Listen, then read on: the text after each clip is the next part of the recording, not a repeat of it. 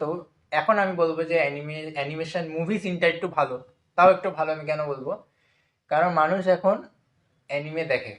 যেই জনসংখ্যাটা হ্যাঁ আগে হ্যাঁ হ্যাঁ হ্যাঁ, আজ ইয়েস থেকে ইয়েস, এটা এটা ছয় ভাই, সাত বছর আগে ছিল না। এটা ভাই ঠিক বলছিস। আর 6-7 বছর আগে অ্যানিমে দেখা মানে একটা কি, এটা আবার কি, না এরকম একটা মানে কোশ্চেন ছিল।